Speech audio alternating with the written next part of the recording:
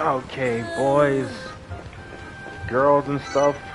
Ah, I'm gonna start the stream discussion in about a few minutes once I get some people in here, and once I get to a point in the game where I don't have to pay attention to the story.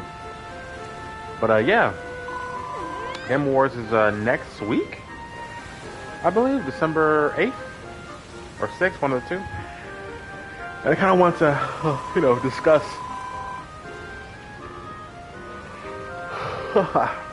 discuss who I think should win, lose, and overall picks and like predictions of the event. So yeah.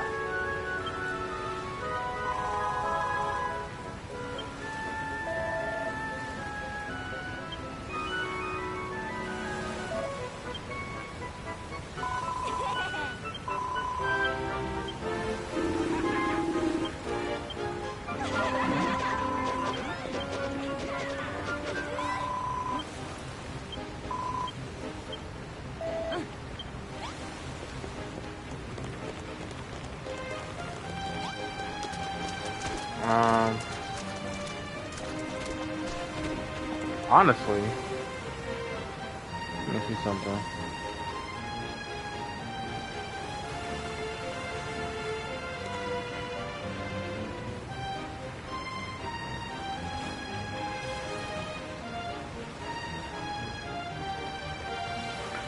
Let's do a test, see if it's working. So.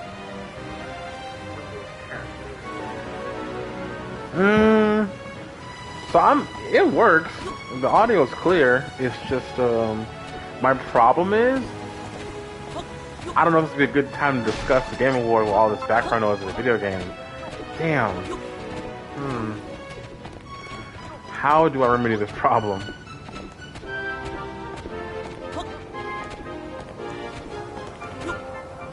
I don't know.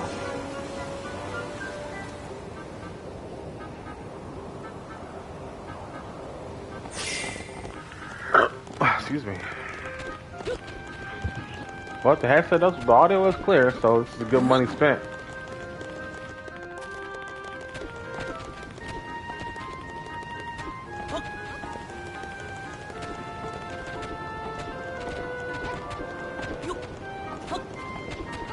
Unless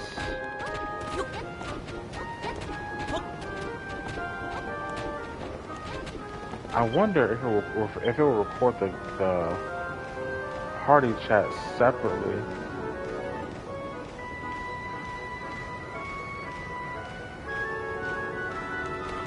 Let me see.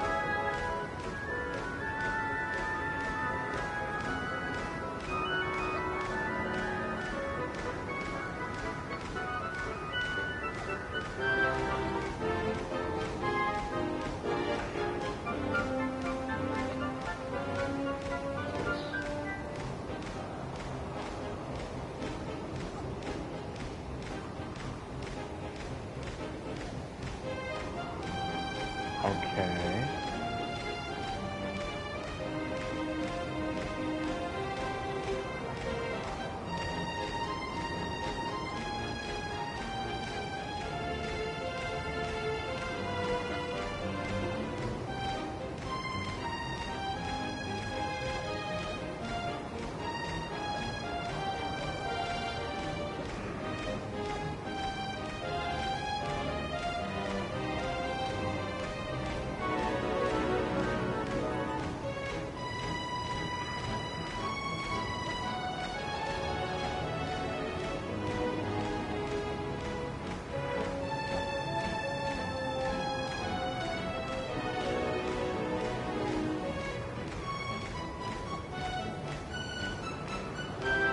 Okay.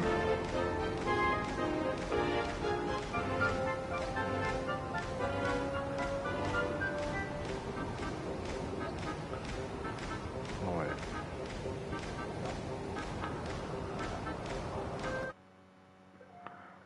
Oh, shit.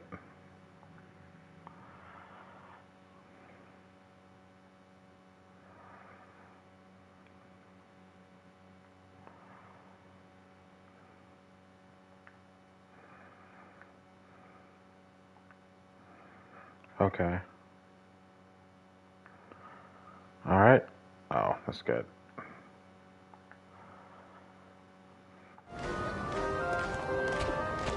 Okay, now let's see.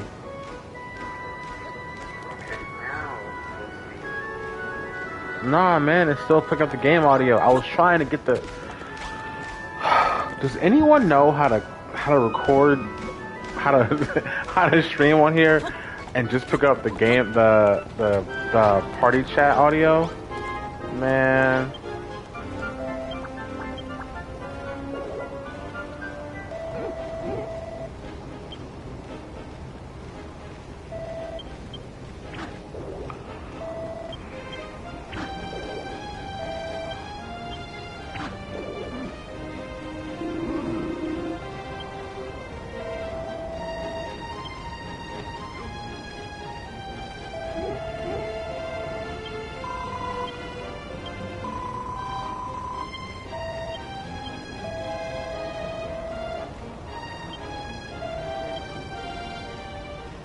My gear? Oh, yeah, I had to craft this stuff, man. The problem, see, and I would be more than willing to have the conversation because I'm thinking about, do I change game, something a bit more quiet, because the background noise is like the game audio, and my voice sounds fine, but talking through the background audio, I'm sure will be hell to edit on with the whole background audio, you know, the music and stuff back here. So I don't know what to do, man. I don't know if I should start a new game, it's quieter, or cause I tried going to party chat and seeing party chat could just like to capture the audio instead with you know, and mute the game audio. But that doesn't seem to be a thing we're doing.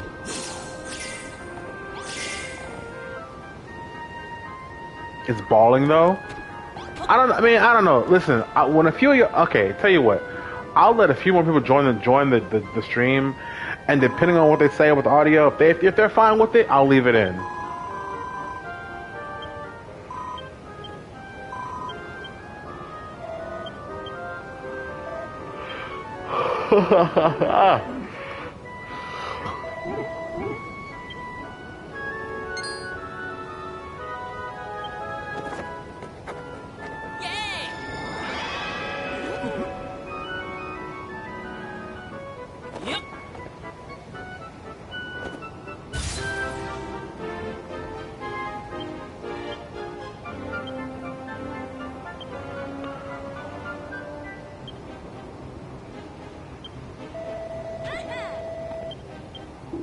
So I got four people in here.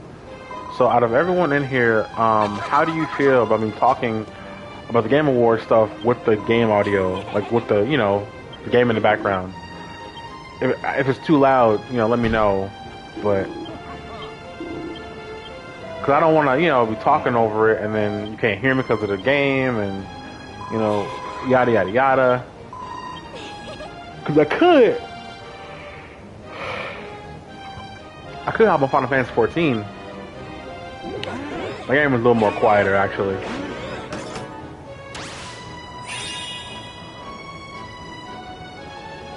Options and turn game audio. Oh, yeah!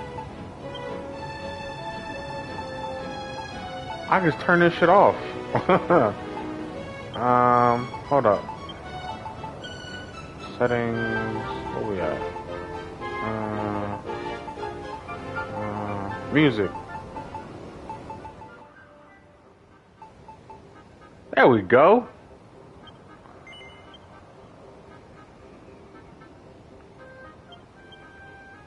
Okay, how's that? Is that better? Is that so? Let me know how that sounds. If it's more clear to hear me talk over the game audio.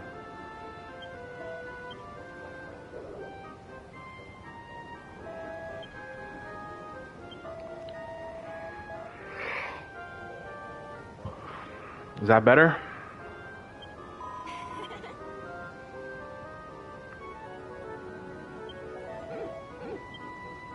Okay. Let me get through this little cutscene. So, well, what I'm playing, guys, this is Dragon Quest Builders. This game is so underrated. I love this game. It's like Minecraft, but with like Dragon Quest and a story mode. It's very, very fun. It's multiplayer, but I don't really see anyone besides myself, my other friend playing it. But I guess we'll just get into it. Into the game of the year discussion. So let me open up my Let's go to the website. Okay. Also, let me just say, let me do the opening for the video for YouTube because I know it's stream watching. So let's do this. Yo, what's up, guys? It's your guy Nero here, and as you guys know, Game Awards are coming soon, and I kind of wanted to give my thoughts. So the first category is clearly Game of the Year. We got A Plague Tale, Elden Ring, God of War Ragnarok, Horizon Forbidden West. Who are you? Horizon Forbidden West. We got a little issue over here. Stray and Xenoblade Chronicles 3. So if I'm being honest, so here's the thing, right? God of War, I've beat both God of War, Ragnarok, and Elden Ring. And I feel like God of War Ragnarok is deserving of Game of the Year. It is. I'm not going to say that it's not. However, Elden Ring's cultural impact on gaming and the gaming sphere is just, it feels to me like it outweighs God of War in a lot of categories. Elden Ring did so much for culture, it spawned its own community with mods and the rage videos. It had its own impact, and I think that as a standalone game, there's more to do, more to get out of, and more resources in Elden Ring than there is in God of War. Cause with Elden Ring, it's almost endless, honestly, the things you can do with it. You can play as a mage with fists, swords, whips, bow and arrow. Your experience is different, tailored on how you play the game, how you perceive things, and the order which you do things. With God of War, it is a pretty much a straightforward narrative experience, and it kind of carries you along the way, detailing you what you should be doing. With Elden Ring, you kind of do whatever you want, and the adventure is your own. So I did just beat God of War Ragnarok, and I will say this: the game is phenomenal. The game is amazing. That game itself deserves all the recognition coming its way. But unfortunately, Elden Ring is it's built different, man. It's just built different. God of War. Without spoiling, see, the thing is with God of War, it's easy to talk about Elden Ring without spoiling it because it's a lot to do with the mechanics and the way the game is built. With God of War, it's hard to discuss it and not give away certain story elements and things of the game because they're all tied to it naturally with the story. But I'll just say this: God of War Ragnarok is probably one of the best storytelling games I've played in recent memory. Seriously, the game tells a truly immaculate story that is one of those must play kind of things. You kind of have to play it. If you don't play it, you're doing yourself a disservice. So, with that being said, I'm giving that category to Elden Ring. Next category, we got best game direction. Again, Elden Ring, God of War, Horizon Forbidden West, Immortality, and Stray. Listen, I'm trying to figure out who's the guy that tried to sneak in Stray to this. Look, I'm not saying Stray don't belong here. Yes, I am. I am saying that. Nah, fuck it. It don't belong here. Get it out of here. No, sorry. No, it don't belong here. Get it out. Get it out. And before you come at me in the comment section, oh, Nero, you can't say that about Stray. It's my favorite game. Listen, bro. It's a cat. It's a game about a cat. I'm not finna pay you no attention. I'm really not. No. I'm not doing this. Get it out of here. But anyway, back to the matter at hand. Best game direction, which is the award for outstanding creative vision and innovation in game direction and design. All right, so peep game. I'm sure you're probably thinking I'm gonna say God of War because of the game direction, right? and how it's a narrative game, yada yada yada, blah blah blah blah blah. Hear me out. Okay, hear me out. All right. I'm just saying that game design wise, Elden Ring is it's built different, my man. Like from looking at it from a gameplay standpoint, right? If you're looking at it from a gameplay standpoint, you would say that God of War is a it's a linear experience, right? But I wouldn't say that it innovated anything new per se for the gaming sphere, because the category does say outstanding creative vision and innovative in game direction and design. I'm willing to say that Elden Ring innovated the gaming sphere with the way the game plays. You know, it basically took the oh god, I hate these little things. It basically took the Dark Souls aspect and flipped it on its head. You know, it made it more streamlined. The gameplay is tight. Just I put it this way: there are games like God of War. There are not games like Elden Ring. If that makes sense, right? You can find RPG driven games like God of War. Not as good as God of War, you know, not as polished as God of War, but you can find games like God of War with the whole, you know, behind the back camera. But Elden Ring is just Elden Ring. And if you've seen the way guns are designed, the way stages are designed, that game, I'm sorry, man. Like it's one of those like, if you haven't played it, you won't get it. But yeah, I'm giving best game direction to Elden Ring. I'm sorry. Best narrative: Horizon Forbidden West, Elden Ring, Plague Tale, Immortality, and God of War Ragnarok. So all right. Best narrative. So this is kind of contentious. Okay, this is kind of contentious, and I'm gonna tell you why. I'm gonna tell you why I'm saying this. Right. I'm just saying, and hear me out. There is a argument to be had about whether or not Elden Ring's lore is straightforward or not, right? Because you could say that because Elden Ring's lore and story and narrative is kind of strung out between side quests, items, character NPC conversations, and dialogue, that it's not so straightforward. Whereas God of War is a complete narrative experience, right? But I'm just saying that the story of Elden Ring and the lore is so deep and luscious and rich that it's like curated across your experience, right? And it just like, I don't want to repeat myself with this one, so I'm gonna say this. I'm gonna keep this short one. Fuck it. Elden Ring's lore is fantastic, and if you take the time to find it, you'll find that it's deeper and more meaningful than most RPGs out there today. However, if we're discussing a straight narrative game, a straight narrative process, God of War Ragnarok takes the cake easily because of that. All right, I'm gonna leave it at that. If you want to have a discussion about the lore of Elden Ring in the comments, you feel free to do so. But yeah, going forward, let's move on. Best art direction: Elden Ring, Horizon Forbidden West, straight. Man, so will someone get straight off my? Please get off my list. Get straight off my list. I'm getting tired of it. Scorn, because fuck yeah, Scorn. That's right. Whoever put Scorn in there is the GOAT, right? All 5 of you who play Scorn, let's go. Scorn is the game of the year.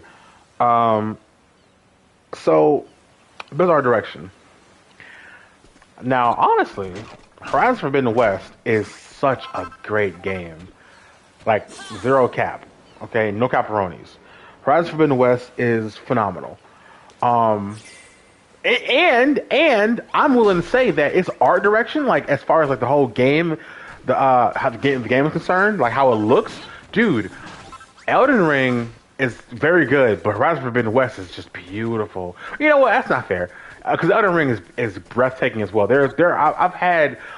I've had more moments in Elden Ring where I've had to stop the game and just look around, you know, and take in the environment than I had in God of War. However, God of War, when I did stop to look at the environments, they are beautiful and lush. And I would implore you to play it on like a 4K TV, like full PS5, 1080, all that stuff. I would say do that because you don't do the game justice playing it like on current age consoles. You're really missing out. But beyond that, I'm gonna give this one to. See, if I say this, I don't want this cut to come off as like I'm dick riding Elden Ring because I'm not. I'm just saying like the game is beautiful, man. It just is. Like Elden Ring looks really fucking good.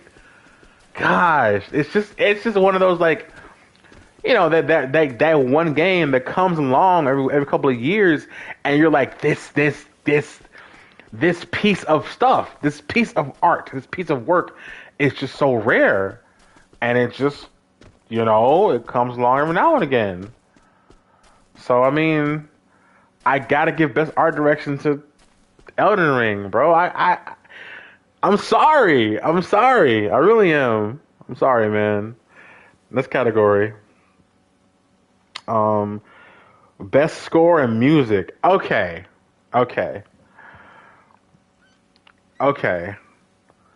Best music. There is something special when you hear that God of War. Doom, doom, doom, doom. It just kind of that humming in the background. You're like, yo, what's going on here? Like it gets you hype. It kind of pulls you in, right? It's like, oh my god, it's like every sound in God of War is like so immersive. Is that a word? Immerseful, where you like you can just feel the raw energy of whatever is going on in that moment, right? And I will say that Elden Ring music is also probably some of the best OST to ever grace our ears. And again, I'm not trying to give it too much credence, but I'm just saying that there's something special when you walk out of like a temple that has own ambient music, and then the moment I walk outside this open lush garden area, and the music changes to match that vibe, and in that same frame I walk into a forest and it changes to match that forest. Dude, Elden Ring's sound design is fucking phenomenal. It just is. God of War score is probably like better to listen to from a music standpoint, like the actual music. But I think as a score, as the actual like sound design, I hate to do it, man. But Elden Ring, like I just don't. This video is gonna sound so bad, man. It's gonna sound like, oh, Nero, why don't you stop dick riding Elden Ring, bro? Go play something else, bro. It's not just Elden Ring, bro. Listen, I hear you. And my rebuttal is, go play Elden Ring. Like that's all I can tell you. Like, and once you play it, you'll get what I'm saying. Next category, best audio design. Dang, that's crazy. That's crazy. We got Call of Duty Modern Warfare 2, Elden Ring, God of War Ragnarok, Gran Turismo 7, and Horizon Forbidden West. So you're probably expecting me to say Elden Ring, right? You probably are, and you're wrong. Actually, I'm actually leaning a bit more towards Gran Turismo or Call of Duty Modern Warfare, and here's why I'm doing that. Here's why. So now listen, I actually have not played Gran Turismo 7, and I have not played Call of Duty Modern Warfare 2. However, you know me, I kind of float around the gaming sphere and news and outlets and how things happen. And I've been hearing through the grapevine that the reason Gran Turismo is as popular as it is because they pay so close attention to detail of the sound of music. Ooh, oh God. They pay attention, I'm sorry, to the sound of the cars, the engine, the rubber, the tires. Um, it's almost one to one, right? Like the sound. Keep in mind, this is not music, guys. This is audio design. Audio design. So that means the when you walk past a patch of grass, the rain effects. When a blade hits iron, those sounds, the audio design, right? Now hold on, I haven't given my answer yet, but I'm just saying that record, like, you have to give kudos to where it's due.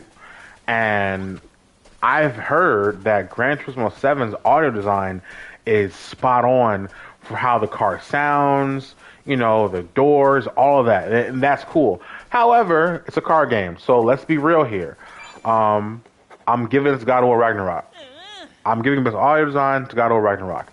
I feel like one of the things that God of War did that Elden Ring didn't do a lot for me was immersion. I was immersed in Elden Ring whenever I was playing the game, but it was more of an outward experience, right? I still felt like I'm the player playing the game, right? Whereas God of War, I felt like I was Kratos. I felt like I was Atreus. And because of the sounds I was hearing when I'm walking through these taverns, and how you can walk further away from a character and they're talking, get away from me, brother. And these things matter, right? As far as audio design goes. And I'm going to give that award to God of War Ragnarok. But I did want to give kudos to, the other two as well for how good they were. Best performance category. We got Horizon Forbidden West, Ashley Birch, Plague Tale Requiem, God of War Ragnarok, Christopher Judge, Immortality, Man Cage, and God of War Ragnarok, Sonny, who plays Atreus. So let's be clear here. This is gonna go to either Atreus or Kratos, Christopher Judge. And if this was 2018 God of War, I would give it to Atreus. And that's because that kid did such a fantastic job playing Atreus. God, I got my words right here, okay?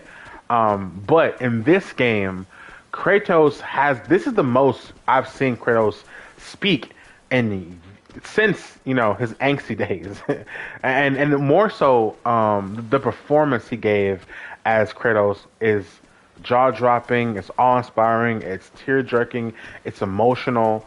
Even with the few words he says, it's the performance and how he gives them. It's the delivery, and I have to give this Christopher Judge. He did an outstanding job as Kratos, truly outstanding.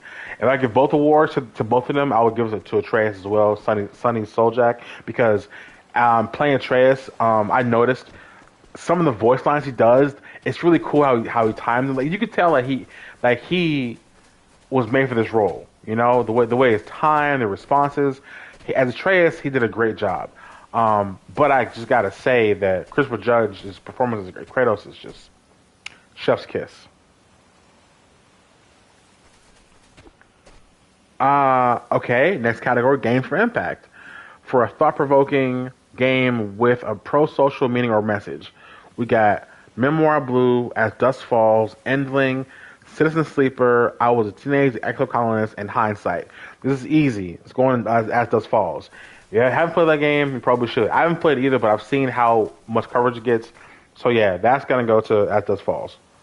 This category, best ongoing, awarded to a game for outstanding development of ongoing content that evolves the player experience over time. Okay, Apex Legends, Destiny 2, Fortnite, Final Fantasy, and Genshin Impact. Okay. So I already have my answer here, right? And let me give you spoiler alert. It's Final Fantasy 14. Now, hold on. Before you say, of course, Final Fantasy 14. All right, but it's only because the category says ongoing content that evolves the player experience over time. Keep that in mind, okay? Keep that part in mind. The experience of Final Fantasy XIV, right, because of the expansions and the patches and the overall game as a whole from the devs, they have done a immaculate job, and I do mean immaculate, with Final Fantasy 14 and how the game has been created, with how they keep up with balance patches, nerfing and buffing certain classes, adding dungeons, adding side content, adding PvP rewards. Listen, as a game, and not just like rewards and content, they add quality of life changes as well to the UI, to menus, accessibility. Like Final Fantasy 14 is just leagues above everything else in this list. Now, for you fucking Genshin weebs, you degenerates, you horny children that play Genshin for your little waifus. Yeah, I'm talking to all of you right now watching the video. I'm talking to each and every one of you. No. Stop it. No. You're probably like, oh, but Nero, I can't believe you didn't pick Genshin Impact. It's a great... Shut up. Like, no. There's no way I'm giving Genshin Impact any credit for anything. Like, Genshin Impact, it's just... Listen, okay. I'm not going to make this a Genshin Impact video because I have a lot to say about Genshin Impact. No. Okay? The most I'll give it credit for is being a game that exists. Alright? Moving on. Best Indie. Cult of the Lamb, Neon White, Sifu, Stray, or Tunic. This is difficult. So, like, honestly, I would pick Sifu because, one, Sifu, like, spawned its own community of, like, mods and, like, the whole fighting style. Like, Sifu, would you get away from me? Thank you, sir. Sifu's, oh my god. Sifu spawned its own, like, community. But as best indie, I have to give it to Cult of Lamb. Cult of Lamb literally, like, it screams indie game. Like, it is the epitome of what an indie game would be and look like. That game definitely has the vibes. So, yeah, Cult of Lamb gets it because of, it deserves that award. It's getting it. Best mobile game, Apex, Diablo Immortal, Marvel Snap, Genshin Impact, Tower of Fantasy. So, like we discussed earlier, I'm not giving shit to Genshin Impact. As a matter of fact, you know what? I'm gonna say Marvel Snap. Yep, I've never played it before, but it's a card game. It's Marvel. It has Spider-Man in it. Okay, Tower of Fantasy is like Genshin, but better. But I haven't played Tower of Fantasy to fully give that answer out, so I don't fully know. But I do know one thing. I know I'm not giving Genshin a goddamn thing. That's what I do know. Next category. Best community support. That means recognizing a game for outstanding community support, transparency, responsiveness, inclusive social media activity, and game updates and patches. We got Apex Legends, Destiny 2, Fortnite, Final Fantasy, No Man's Sky. Okay, so you're probably gonna you're probably thinking to yourself, oh yeah, Nero's gonna he's gonna be Final Fantasy 14 guy, blah blah blah, and like, yes, you are correct. Asterisk, okay, like yeah, I totally feel like that Final Fantasy 14 as a game definitely covers all of that, right?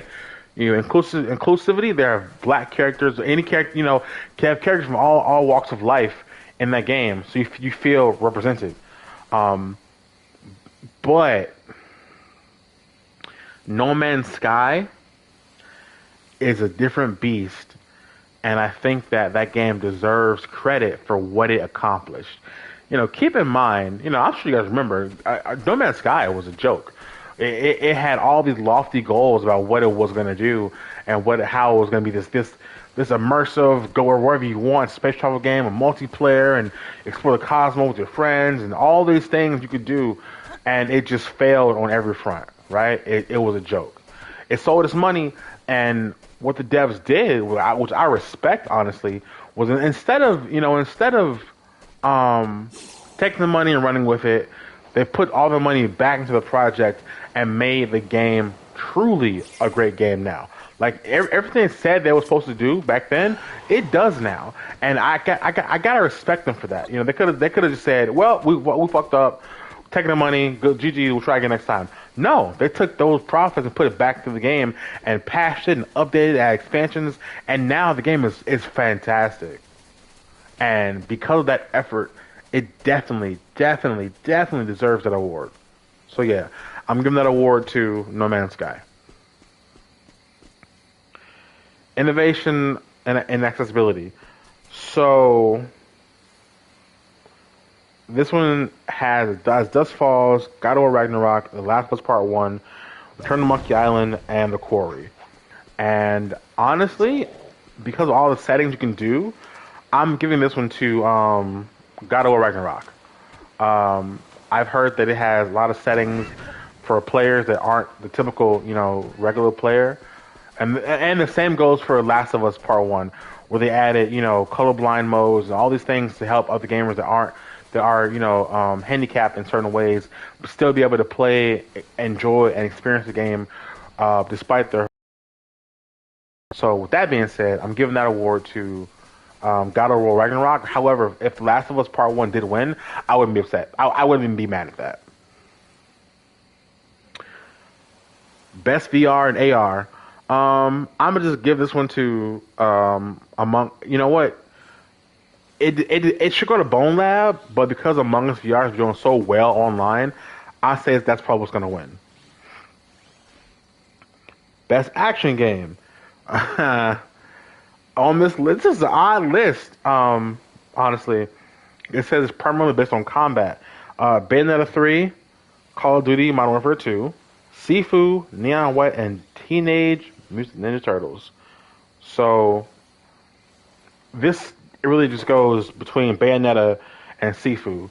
And if we're being real here, it needs to go to Sifu because, like I said before, Sifu just earned its spot because of what it is and what it was. It is an action game. It is literally a game where you fighting people. That's his whole spiel.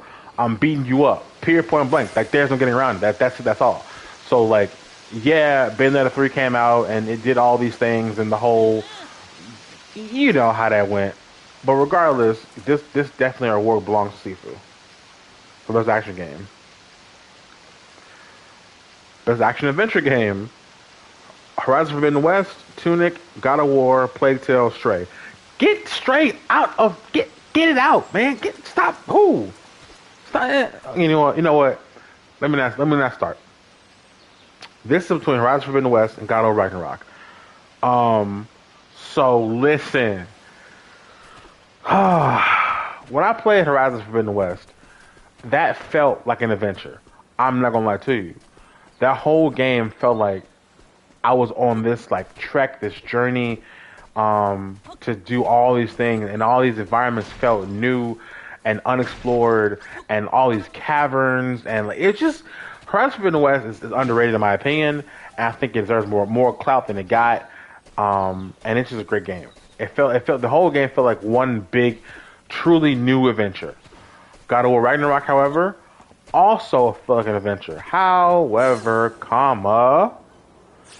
because it is a sequel, a lot of the adventure were places I've already been, places I've already explored. So, and that doesn't take away necessarily from the game as a whole being an adventure game, because that's at its core what it is. It is an RPG adventure game. You're literally on an adventure with Kratos and Atreus across the 9 realms. You go all over the place, right? So you can't take that from it. But in my perspective, I just think that this award should go to Horizon Forbidden West as a core adventure game. Because it's also a sequel, but everything in there was, well, not everything.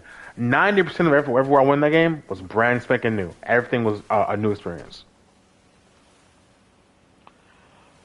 Best role playing game. Elden Ring, Live or Live Alive, Triangle Strategy, Pokemon Arceus, and Xenoblade Chronicles 3. You know what? I gotta give credit because I've seen Xenoblade Chronicles 3 pop up in a few categories already for best things, and I just feel like it's unfortunate that it came out the same year as Elden Ring, God of War. I really do, because Xenoblade Chronicles as a series is so good. It's so good, except one. Let me backtrack because they're gonna be like, Nero, you can't say that about Xenoblade Chronicles One. Shulk's a good character. Yeah. Xenoblade Chronicles X or whatever the fuck it's called. The one with Shulk is a good game. It is. It's just very boring and repetitive and boring and slow, but it is a good story. Triangle Strategy, I haven't played it. I don't care about it, so get screwed. I'm giving this to Elden Ring because it's Elden Ring. Come on now, what are you guys stupid? Come on, come on. Best fighting game: DNF Duel, JoJo's Bizarre Adventure, King of Fighters, Multiverses, Sifu. Why is Sifu here? Why is Multiverses in this category? Okay. We got something to talk about, and I think I'm gonna make this a whole separate video. So let me make this straight to the point for the most part. What should win this category is DNF Duel. Period. DNF Duel or King of Fighters. I prefer if DNF Duel won this award. I understand that DNF Duel has had very little community support, very little dev support from actual creators, and very little support in general of the game since the game came out. However, with it being an actual fighting game, it is brand new, and especially the things that it did with the gaming with like fighting games. I love DNF Duel. I hope it wins. King of Fighters, however, is the more established seasoned game, so it should win. I'm trying to figure out why Multiverses is here.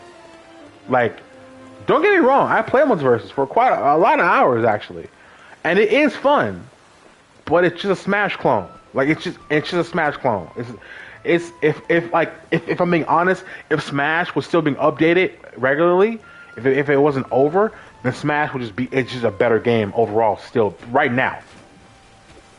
Like right now, Smash as it is a better game than Multiverses will ever be. So no, Multiverses is absolutely not. That game was hyped up to hell when it came out, how it's going to be the Smash killer and it's all the support and we got all these characters. The game is okay. It's all right. Once you get past the obvious light, bright shine of the game, it wears off. It's not that great. Like so, no. This game, my award will go DNF Duel. If not DNF Duel, then KOF should win. But definitely not no goddamn Multiverses, and definitely not Sifu. Sifu does not belong here. No offense, Sifu, but it just doesn't belong here. Best family game: Kirby, Lego Star Wars, Nintendo Switch Sports, Mario Rabbids, and Splatoon 3.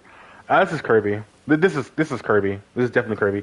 I mean, me personally, I would say Splatoon. Personally, I would pick Splatoon here, but I understand what Kirby is. It is definitely the cute, family-friendly game. Splatoon, unfortunately, is still to this day very, very niche of a game. It just is. I wish it had more, a bigger community and more support, but no one plays Splatoon enough to appreciate it for what it is. Because it's also a family-friendly game. There's no gore, it's nothing. It's really just a game of cute little squid people who shoot paint. The game is fun as hell, but it doesn't get its respect. I don't think so. So yeah, this category goes to Kirby. Best Sim Strategy: Dune, Mario Rabbids, Total War Warhammer, and 2 Point Campus. I get your ass away from me. I think that this award should go to Mario Rabbids because it is a strategy game. It's like a top-down RTS. But as a sim game, it should probably go to Victoria 3 or Dune Spice Wars, because that's kind of their entire mantra as a sim game, a simulation, like a a Sim City or Command and Conquer. Definitely those two. But I understand why Mario Rabbids is involved in the conversation. Best sports game, racing game. We got 2K23, Gran Turismo 7, FIFA. Ugh, no, skip this. Matter of fact, 2K. Moving on. I'm not finna. No. Best multiplayer. This is a category. Okay. We in business now. We cooking with gas. Modern Warfare 2, Multiverses, Overwatch 2, Splatoon 3, and Teenage Mutant Ninja Turtles: Shredder's Revenge. Okay. So I'm gonna go ahead and be straight with y'all. Overwatch 2 wins this. Okay. Now I will give credit to all the other games. However, Overwatch 2 is matter of fact, if you don't believe me, while you're watching my video, go to Twitch right now. Right now. Go to Overwatch 2 and look at its current viewers and look at everything else. It is killing right now. Overwatch 2 is doing fantastic. Despite, the videos about, oh, the skins cost so much money. Oh my goodness, Blizzard. Despite all of that, the game is still very fun, very enjoyable, it's fresh, and it's being updated. It's a fun game. Overwatch 2 is killing right now. It really is. However, I do want to say Multiverses had its chance in spotlight. It did. For a while, it was doing its thing. Until it wasn't. I think the problem with Multiverses is it had too much shine, and it shined too bright for what it actually was. Everyone was like, goading up to be this next big thing, and like I said before, it's not as good as it looks. And finally, Turtles. So for real though, if I'm being real with y'all, Ninja Turtles should win because it has the old school couch co-op, right? Which does not exist anymore. Which is so rare to find a good multiplayer game that's just straight up fun and beat 'em up. Because if anything, that's exactly what this game is. It's a straight up multiplayer game. You pick character, you go to stages, you beat up people. That's the whole spiel here. So like I really, really, really hope that Turtles wins this award, but in reality, Overwatch is gonna take this. Content Creator of the Year, skipping this. Best Indie Debut, Stray, Vampire, Neon White, Norco, and Tunic. Stray is probably, out of all these games, the one that stands out as the indie is Stray, so fine, we'll give the cat game its due flowers, of course. Best adaptation. Recognizing outstanding creative work that faithfully and authentically adapts a video game to another medium of entertainment. Oh, this is hard. Arcane, League of Legends, Cyberpunk Edgerunners, The Cuphead Show, Sonic the Hedgehog, and the Uncharted movie. Oh my gosh. Oh my god. Okay. Arcane is probably literally peak cinema. Like Arcane is the chef's kiss, top on the top. Arcane is such a good show that it makes you like it single-handedly made people play League of Legends, the game. Like they want to go invest in themselves and be immersed in the community and the characters, all because of Arcane. Like, oh my god, the show, the writing, the way it looks, the animation, the storytelling, the music, dude. Arcane is top of the list here, right? But it's hard because Cyberpunk Edgerunners is just the shit. It's such a good anime, and however, the description does say faithfully and authentically adapts a video game to another entertainment medium. I would dare say that Cyberpunk did not adapt the characters because This is set. It is set in the cyberpunk city, but it doesn't use really anything at all from the video game at all. Not even locations. Locations were already existing in the game, but it didn't really add anything from the game outside of the universe itself. Like you are aware of it's based off of a game, but nothing of it references the game outside of the name of the game, right? It's its own self-enclosed story, but it's still fantastic. Cuphead Show, same deal, but Cuphead Show is hilarious. Cuphead Show is so damn funny. Please go watch it. Sonic the Hedgehog 2, probably in my opinion one of the best video game movies to ever come out in recent memory. Seriously, Sonic the Hedgehog 2 is such a good damn movie, and it shows that you can have a really cool video game movie and give your fans what they want at the same time. All you got to do is use the video game content. That's it.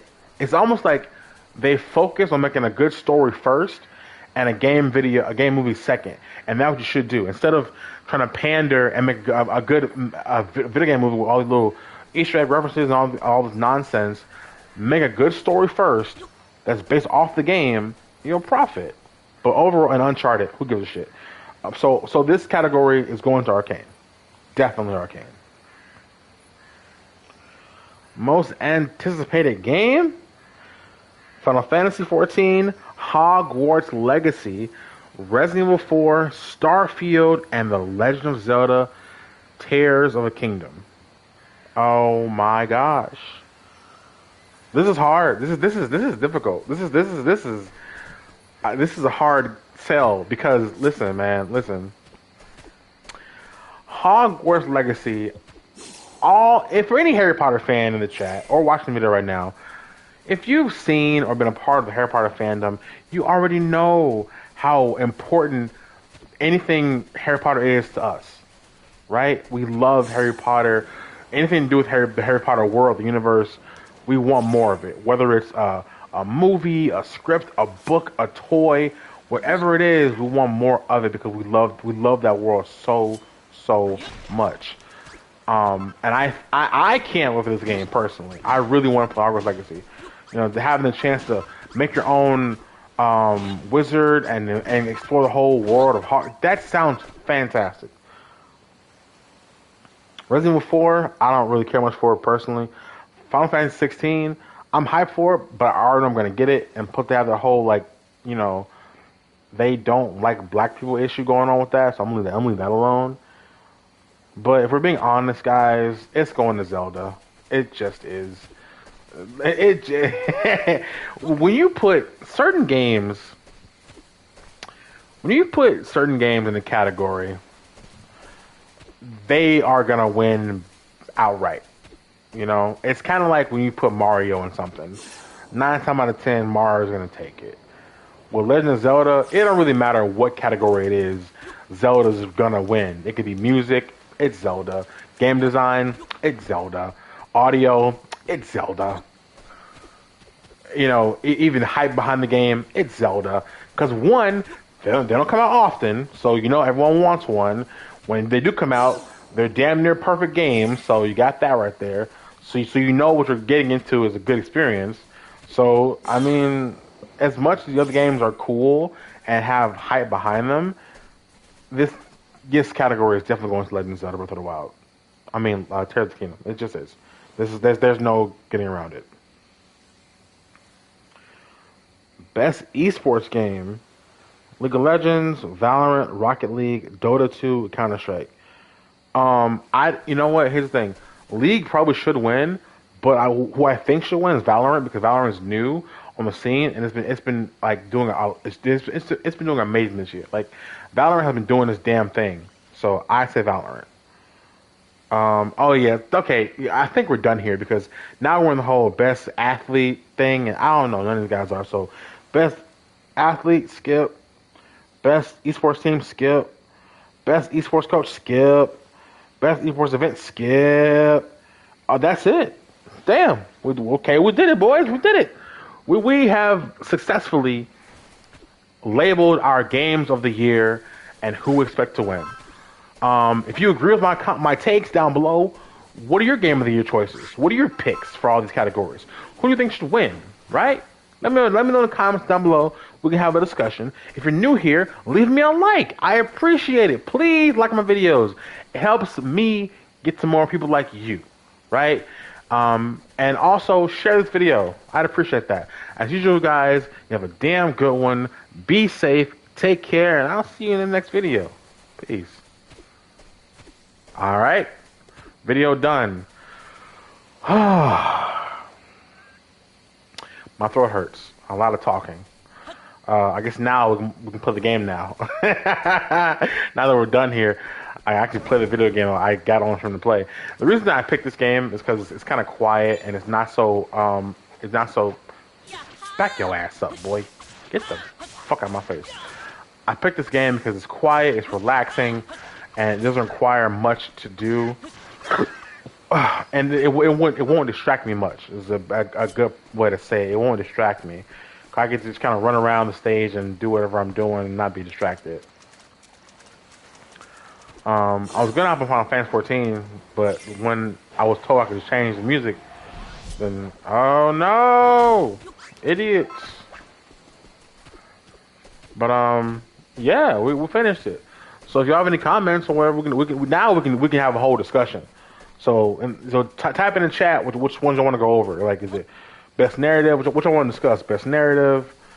You want to talk about, best sound design. What's your thing here? I'm gonna go play Deerfield Chronicle. The fellas are waiting. In the living room to hang out. Family hangout. What up, Jay? How you doing? Roast me for what? Why? What's the problem? Is it because I gave Elden Ring its flowers that it was well deserved? Because here's the thing, I love God of War Ragnarok. That game made me cry. That game is like dear to my heart, most definitely. You hate on Triangle Strategy. Yeah, of course I did. Fuck Triangle Strategy. Fuck Triangle Strategy. Fuck Live a Live. And fuck what's the name of that game? The one that came out before Triangle Strategy. It's like the first one or whatever. There's like an 8-bit kind of game that came out. Everyone was like, oh my god, it's so beautiful. That game. Fuck that game too. I don't get time for that shit. It's 2022. I don't give a shit about that game. Fuck that game. Yeah, for fucking Triangle Strategy. But how about Space Warlord Organ Trading Simulator? What the fuck? What is Space Warlord Organ Trading game? Hey yo, what game is that? I'm trying to get on top of that. That sounds like my cup of tea. Hell yeah. Give me that. Give me that. I'm trying to play that right now. No, not water. Oh yeah, Octopath Traveler. That's what it was. Yeah, fuck that game. Yeah, no. No, definitely not. Definitely not. I'll just break through these rocks like this. Fuck this. Move. Not get.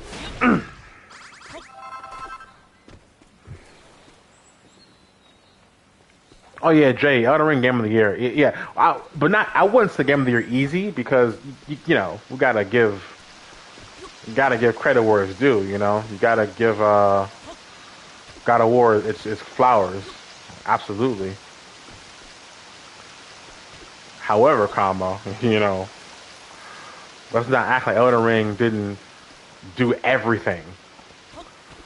Now that I'm off stream with the video, I will say that Elden Ring story is probably not way better, but it's better than God of War because it tells so much lore.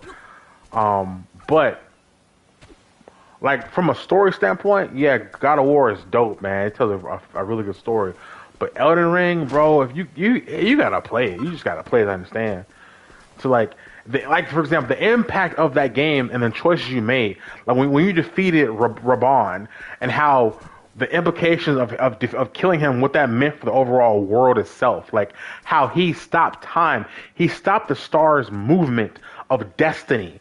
Killing him was able to put people's lives in Destiny back on track. That is insane. Elden Ring is phenomenal, and I'm not gonna act like it's not. I'm sorry, show. I am sorry, bro. I really am, but I'm not gonna sit here and act like Elden Ring is not the GOAT. I'm not gonna be mad if Elden Ring doesn't win because God of War is still a good game. But like, if we're being honest, if we're being honest, it should not win. Elden Ring should. And if you disagree, you didn't play Elden Ring. Because the thing with Elden Ring, because it has that whole like frustration slash, oh, I'm gonna keep dying over and over and over again. I wish I could play God of War, but I'm true to my Xbox. Damn, homie, you Xbox guy. You know what, man? I'm not even gonna hate on you. You know, you got one on me, bro. You got one on me. You know why? Duck, you got Starfield coming up. You got Starfield coming, and boy, do you have no idea how jealous I am of you. Starfield looks so fucking good. I want to play the game so bad, man. I want to play Starfield so bad, but I ain't got an Xbox, and I have too much pride to buy one. And I think that's the actual problem is that I can afford Xbox. I could buy one right now. I just don't. I just have too much pride and ego as a PlayStation owner to own to own Xbox. I just can't do it. And the other thing about it is like I've told my girlfriend, I've told my friends, like, listen, I would never buy an Xbox. Okay? I would never purchase an Xbox. You wouldn't catch me caught dead in GameStop buying an Xbox. However, if an Xbox was given to me, or I stumbled onto one, then I would play an Xbox. You see what I'm saying? So you see the loophole here. If I somehow get an Xbox into my acquisition, then I have no problems playing Game Pass and Gears of War. Because quite frankly, there are games on Xbox that I want to play. I just don't think I have it in me to walk to the GameStop line, grab an Xbox, and slide my debit card. I just don't think I can do it. I don't think my hands could physically type in my keyframes for the fucking debit card to buy Xbox. I don't think it's possible.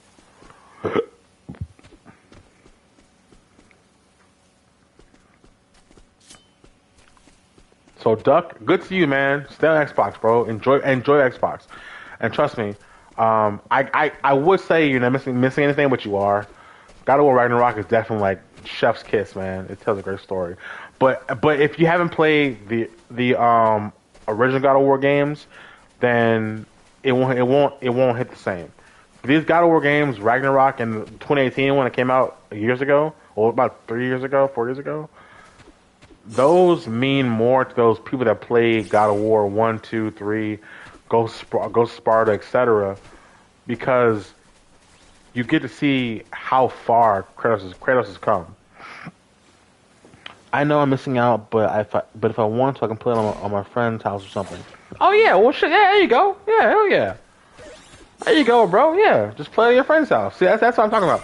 Having friends that have resources is where it's at. Unfortunately, I don't have any friends that have Xbox. None of my friends own Xbox. Well, rather, let me rephrase that. None of my friends that are accessible to me have an Xbox. They're all PC players. Actually, yeah. Nowadays, I'm the only one in my friend group that's a console player. All my friends are PC guys now. My best friends are all PC players. I think the exception, I think one of them plays both, but yeah. So yeah, good on you, Duck. Hell yeah. Just travel to your friend's house and run some God of War. You got this. Jay said pride, ew. Listen. You gotta be man. You gotta be man of your own, man. You gotta stand up to them. You know, stand on your guns. And my guns are not buying an Xbox. Yeah. Is it immature? Absolutely. Is it the whole game war shit? Absolutely. Is it 2006 behavior? Absolutely. Am I gonna stop? No, I'm not. I will say I am team PlayStation, but I'm not anti-consumer. Right? There is a difference. Like that's like how I don't like how how Bethesda got bought by Xbox. I hate that shit because I feel like that's so anti-consumer. Like you know what? Companies that get bought by studios that get bought by game companies, I don't mind, um, depending on the context. And what I mean by that is a game company that was third party originally should not go first party because I think that is not fair to the consumer. So it's kind of the age old phrase of you can't make someone pay for something that used to be free. You know what I'm saying? Like if this one thing was accessible to everyone else for so many years and now it's not, that's really bogus. That's really messed up, right? That is not cool. How Bethesda was a third party company, which meant that roughly everyone had access to Fallout, all their games, anyone could play them, right? Now, and it was odd because they had announced Starfield and Fallout and all these upcoming games as PlayStation and third party projects that we could all play. But the fact that now no one can, except for Xbox, it just feels so fucking dirty.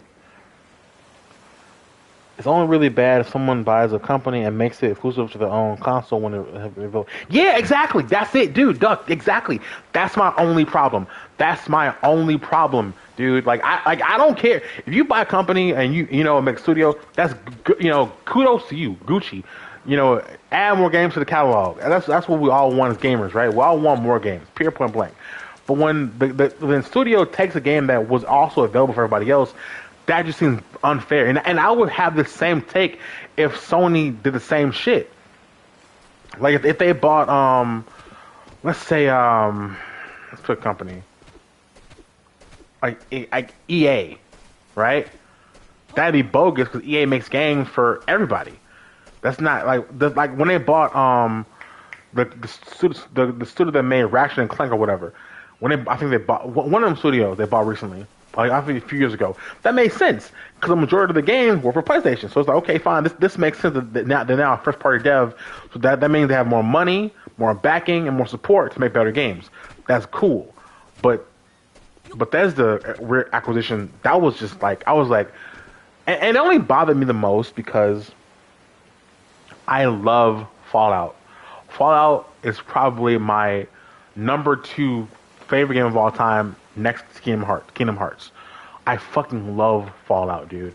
I've put all the games. I am so in love with just the whole Fallout game franchise, and I was so hurt when Bethesda was like, "Oh yeah, Fallout 5. Yeah, fuck you." I was like, "Damn, man, and yeah, I have a full time job. I can afford to get an Xbox, but I'm referring to what if people can't afford to buy more than one console? What if they can only afford a Switch or a PlayStation or Xbox? It's not. It seems so unfair to people like that. It's like, yo, these people were looking forward to this one thing, and your response is too bad money.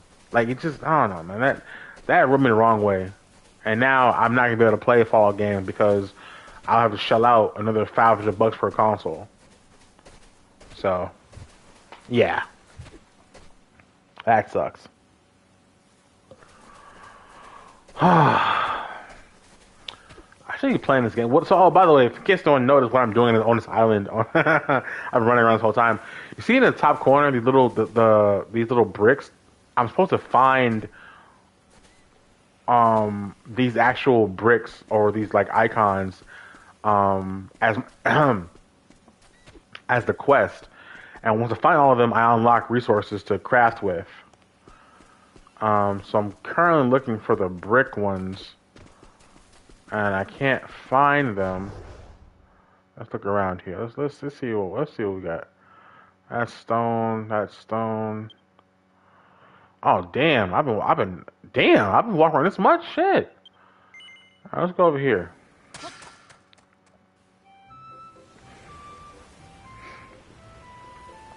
I've been doing it all. Goddamn.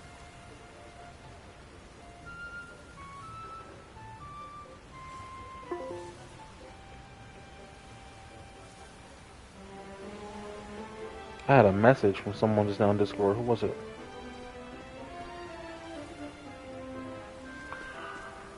Okay.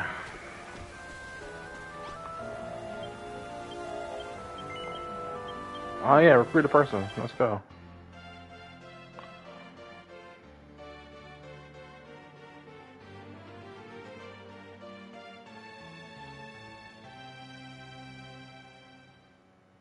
Mm.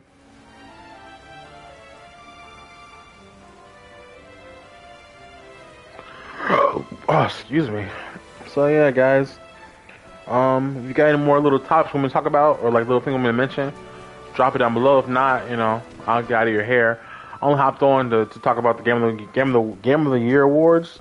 I'm gonna take this video and post it on YouTube Friday. But also I'm trying to stream more because I need more watch time on my channel. Because of course everyone aims to get monetization, right? That's like the end goal for YouTubers, to be able to get paid for what you do. And I need 4,000, or I think it's 4,000 or 40,000 watch hours for my channel.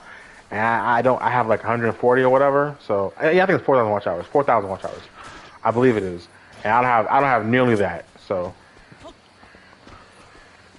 Oh yeah! By the way, guys, my new video is going up right now. I had a premiere up. The new video is up right now, or going up in the next minute or so. So you can leave here and go watch it, or yeah, I'd say leave here, go watch it. If I'm still alive, come back. Because it's only about a 5-minute video. But in the video, I was kind of pressed. I was kind of annoyed at people online, telling people how they should and should not enjoy things based on their age. Like, get out of here, bro. Let people have fun. You know what I'm saying? Like, let people enjoy life. Who are you to tell them otherwise? Get out of here. Get fucked. A Ragnarok video? You want a video on God of War? Oh, about what exactly? I mean, yeah, I should have played it on stream. I agree. I didn't play it on stream because it was one of those like really intimate kind of deals. I kind of just wanted to enjoy the game for what it was by myself. And I will only play it when I got off work, so I didn't have time. But you know what? It's kind of an excuse. That's an excuse. I could have still been playing it. But if you want, I have not started Sonic Frontiers yet, so I can put that on stream from start to finish. Oh, I'm drinking some juice now. My throat is dry when I was talking.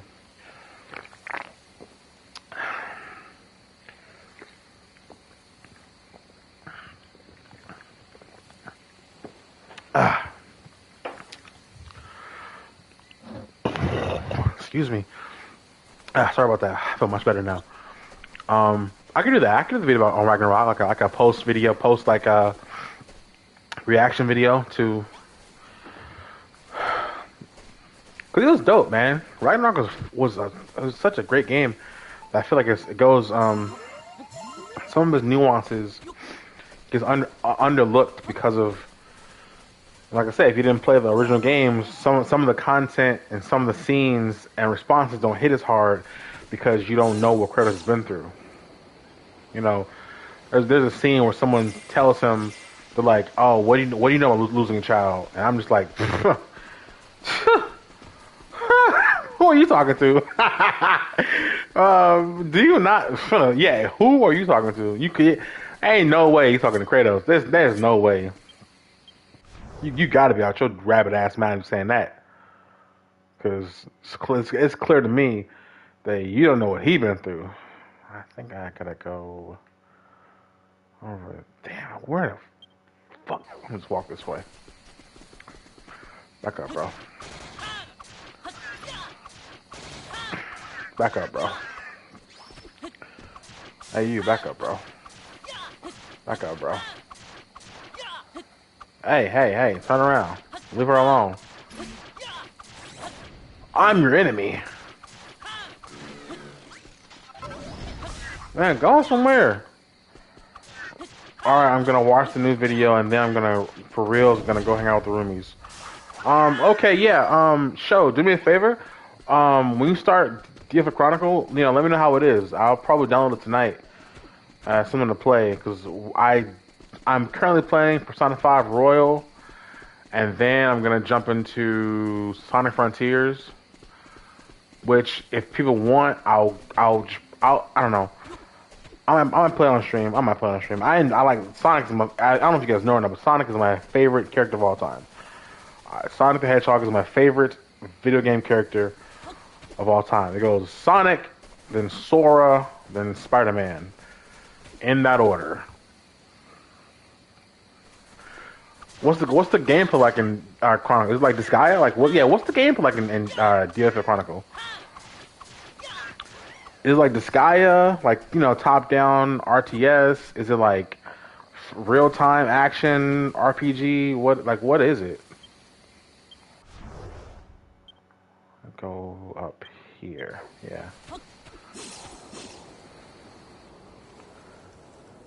I need purple. I need the red rose. So it's like Disgaea? Or is it no rather like Fire Emblem?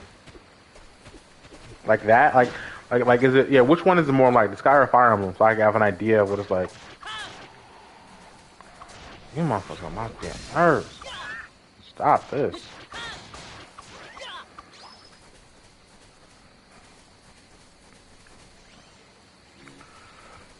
It's not turn-based? Wait a minute. It's an RTS that's top-down, but it's not turn-based? What the fuck? That sounds chaotic as hell. Huh. That's interesting. I wouldn't try that out then. That sounds new. That sounds like something brand new. Oh yeah, guys. Let me tell you about my GameStop experience the other day. Alright, show, you take care of it for sure. I'll see you later, bro. Let me tell you about my GameStop adventure for Black Friday. Man.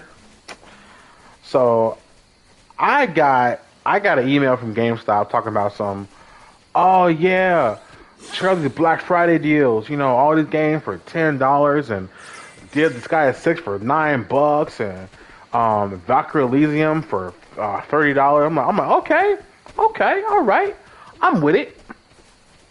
You know, let me go ahead and enjoy some Black Friday deals of GameStop. I got paid the other day. I got some extra money in my pocket. Let's go to GameStop and see what y'all got. So in my mind, I'm like, you know what? I want to get Valkyrie Elysium, Star Ocean, and Disgaea 6. Those are my three. Like, okay, that's what I'm willing to spend money on for Black Friday. So I go to the first store by a mall. I walk in there. They have Valkyrie Elysium. They have Star Ocean. Neither one of them was on sale. Not even pre-order. Not even used. They were like $59.99 and $69.99 respectively.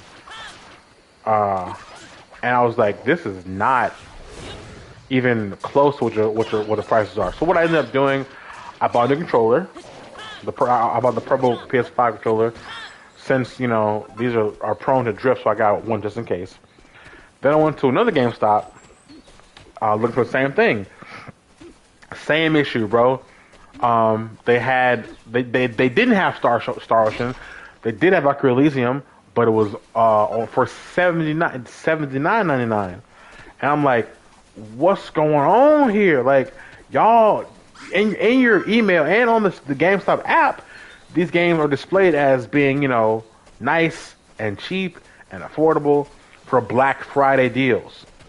And the only reason I did this, because I didn't go on Black Friday. I went Saturday. I didn't go Black Friday. However, I got an email that said the Black Friday deals don't end until, like, I think Tuesday, because they have Cyber Monday.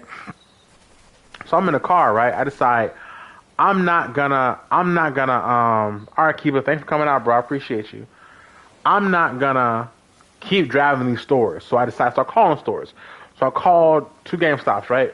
One of the GameStops told me, it said, hey, hello, this is GameStop. And I quote, guys, and I quote, they said, hello, this is GameStop, where we are still celebrating Black Friday deals. That is what she said verbatim. And I'm like, okay, perfect. That means that if this one in particular is still doing Black Friday deals, then they gotta have it. I said, hey, let me ask you a question. Do you have Dr. Elysium? Yes, we do. What's the price? Oh, 59. No, I'm sorry, 69.99. No, your Star Ocean, the Divine Force. We do. Oh yes. How much is it? Oh, 69.99. That is not. Do you have this guy at 6? We do. For PS5, we don't. Oh my god. Do you have for Switch? We do. Is it the how much is it? $59.99. Okay. So you're not you none of you. All I wanted was these 3 games for Black Friday. That's all I wanted, man. That's all I wanted. So what I ended up doing after visiting 3 stores and calling 2 of them, mind you, these are all 5 separate stores in Chicago. Damn, I doxed myself. Anyway, I have my editor cut that part out. These are all 5 separate stores, right? And eventually I just said, forget it. I went back to the app and I just hit delivery and shipped from the online store. So what I ended up getting was Dr. Elysium and Star Ocean 4. But I got them both. I got Dr. Elysium for $30 and Star Ocean for 41. And I got a new controller, which I think is a pretty decent haul for Black Friday. I didn't get this guy at 6, which is the one thing I'm still looking for on PS5. I'm still looking for this guy at 6 on PS5 at a good price. I'm not paying full price for that game. I'm not doing it. But yeah. But alright, boys and girls, I guess we're gonna call the stream for a night. Please go watch my new video. It's live right now. Go check it out. Leave me a comment on the video. You know, if you were here to the end of this stream and you watch my new video, I want you to put Starfield in the comments, and that's how I know that you were in the stream and you watched the new video too. So, all right, guys. Oh, don't forget, this video of the Game Awards is gonna go up Friday. That's what we're shooting for, Friday. So if you missed this video, or if you joined the stream late, you know, whatever, there'll be a video version of this going up Friday. All right. You guys take care. Have a damn good one. Peace and potato grease. Take care, guys.